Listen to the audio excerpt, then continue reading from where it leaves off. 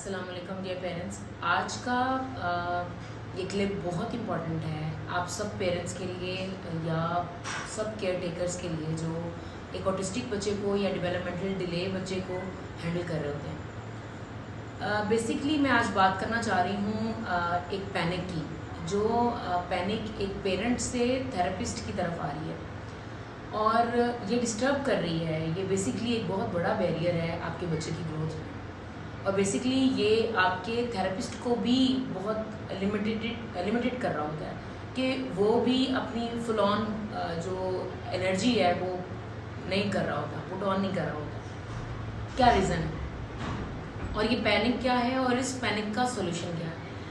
Panic ये है कि आपका बच्चा अगर 9 से 10 घंटे स्लीप कर रहा है और उसके बाद वो किसी भी थेरेपी सेंटर को फॉर 3 आवर्स ज्वाइन कर रहा है और बाकी के 7 से 8 घंटे आपका बच्चा आपके साथ है, उस 7 घंटों में पेरेंट्स क्या कर रहे हैं, इसको मैं डिस्कस करना चाह रही हूँ। मैं ये नहीं कह रही हूँ कि आप अपने बच्चे को उन 7 आवर्स में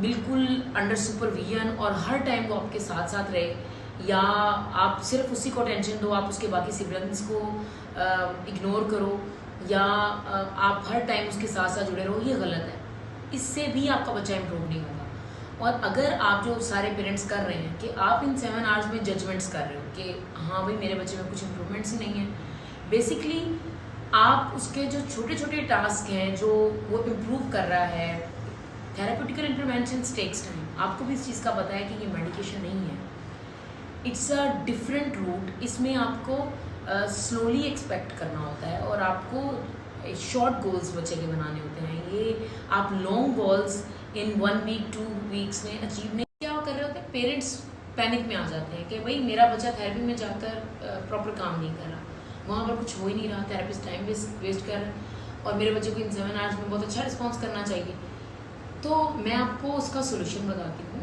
आप उन 7 आवर्स में अपने बच्चे को जजमेंट्स करना बंद कर दें। आप उससे बेहतरीन हल ये है, ना ही आप अपने बच्चे को सुपरवाइज कर सकते हैं। बेहतरीन सोल्यूशन ये है कि आप एक रूम डिकोर करें अपने बच्चे का, जिसमें आपका बच्चा all the time in 7 hours वो कम से कम भी 2 से 3 घंटे अनसुपरवाइज गुजार सके। अब उस रूम में हर बंदा अपनी स्पेस के अकॉर्डिंग देखे कि क्या आपके रूम में अगर 4 रूम, आपके घर में अगर 4 कमरे हैं तो एक रूम आप अपने बेटे के लिए या बेटी के लिए ऑक्यूपाई करें। उसके अलावा आपके पास एक रूम नहीं है, आप रह ही 2 रूम्स में रहे हैं, तो आप वहाँ पर एक अलग अपने बच्चे की स्पेस बना लें। स्पेस किस तरह बनेगी, आप रूम को डिकोर किस तरह से कर सकते हो। पहली तो बात यह है कि अगर आप रूम डिकोर करवाना चाह रहे हो होप एंड केयर की टीम से, तो हम अवेलेबल हैं। आप हमें अपने घर का विजिट करवा सकते हो, हम उसके अकॉर्डिंग रूम डिज़ाइन कर सकते हैं। Otherwise you can show me pictures of room, मैं उसके अकॉर्डिंग आपको रूम की सेटिंग बता सकती हूँ। लेकिन कुछ बेसिक आइटम्स हैं जो आपके बच्चे के रूम में होनी चाहिए और आपने क्या जहन में रखना है। आपके बच्चे की रूम की जो जगह है वो रिलैक्स होनी चाहिए। उसमें जो आप लाइट यूज़ करेंगे it should be like blue light, जो बहुत कामिंग इफेक्ट देती है। 0 बल्ब जो होते हैं ब्लू लाइट्स के, वो आप यूज़ करें। उसमें ब्लूटूथ बल्ब आपको यूज़ करना चाहिए, जिसमें आप म्यूज़िक प्ले कर सकते हैं। आप उसमें 42 फ्रिक्वेंसी की साउंड्स प्ले कर सकते हैं जो ऑल टाइम चलती है। कारपेटेड रूम होना चाहिए और कारपेट में आप 2 इंच फोम यूज़ करेंगे। उसके अलावा आप उसमें सेपरेट एक मैट्रेस कर सकते हैं जो सैंडविचिंग के लिए भी इस्तेमाल हो सकता है, और आप उस पर बच्चा लेटने के बाद पुलिस्टर फील्ड आपके पास एक बड़ा मैट्रेस होना चाहिए, जिसमें आप सारा एक कवर में जो जैसे एक रज़ाई का कवर होता है उसमें आप पॉलिस्टर को फिल करें और वो एक अच्छे गेज वाला जो बिस्तर है वो एक मैट्रेस टाइप वो बच्चे के रूम में रखें, जिसमें बच्चा लेटे और अपने आप को रिलैक्स फील करे। उसके अलावा आप एक बीन बैग अरेंज करें जिसमें बच्चा अपने आप को रिलैक्स महसूस करे। उसके बाद आप मज़ीद चीज़ें, एक जिम बॉल अरेंज कर सकते हो जिसमें आपका बच्चा एंजॉय करेगा, ठीक है। और स्प्रिंकल लाइट्स बल्ब आजकल बहुत अच्छे आए हुए हैं, आप उनको ऑनलाइन ही परचेज़ कर सकते हो। ये इंपॉर्टेंट चीज़ें हैं जो आपके बच्चे के रूम में होनी चाहिए। उसके अलावा मज़ीद आप क्या कर सकते हो, एक कबर्ड होनी चाहिए जिसमें उसके कुछ लर्निंग टॉयज़ जो लॉक हों, वो कुछ लर्निंग टॉयज़ हों।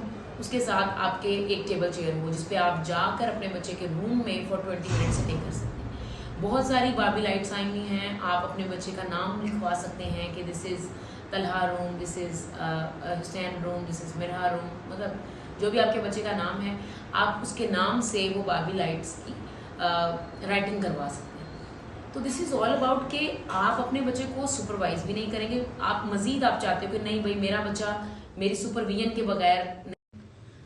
अब कुछ पेरेंट्स कहते हैं कि नहीं भाई हम अपने बच्चे को अनसुपरवाइज नहीं छोड़ सकते, ये तो बहुत नुकसान कर देगा। पहली बात है कि आप बहुत सारी ऐसी सेफ्टीज़ आई हुई हैं जो आप स्विचेस के अंदर लगा सकते हैं। मैं आपको अगले अपनी वीडियो में वो सेफ्टी मेजर्स भी आपके घर में किस तरह आप सेफ उसको कर सकते हो वो भी आपके साथ शेयर कर लूँगी। लेकिन आप घर में क्या करें कि इलेक्ट्रिसिटी को सेव करें, पहली बात। दूसरी बात यह है कि आप उस रूम में पूरा आपको डीवीआर लगवाने की ज़रूरत ही नहीं है। आप एक सिंगल कैमरा वहाँ पे यूज़ कर सकते हो, जो बेबी कैमरा होता है उसको आप लगवा सकते हो अपने मोबाइल में, उसको इंस्टॉल करें, you can see your child, और आप उसको प्लेबैक भी करके देख सकते हो कि आपके बच्चे को अगर कोई वहाँ पर इशू है तो वो किस चीज़ से इशू कर रहा है, तो उसको आप नेक्स्ट टाइम में रिजॉल्व कर सकते हैं।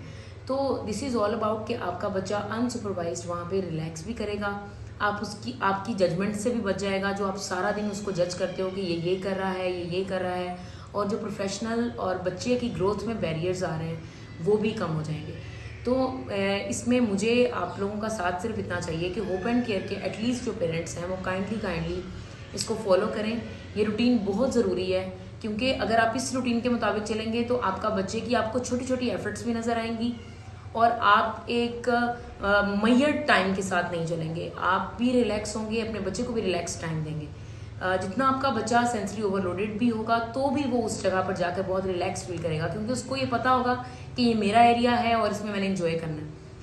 बाकी मैं एक प्रॉपर पूरे डे की रूटीन भी आपसे शेयर करूंगी इंशाल्लाह इन अ क्लिप, जिसमें आप पूरे डे की एक रूटीन अटेंड कर सकते हैं कि मैं अपने बच्चे को 7 आवर्स में किस तरह से टाइम दे सकती हूँ। तो इंशाल्लाह इन द नेक्स्ट वीडियो हम यही चीज़ शेयर करेंगे। बट राइट नाउ आप अपने बच्चे का अकोमोडेशन के लिहाज से कमरे को डिज़ाइन करेंगे, बहुत ज़रूरी है। Thank you.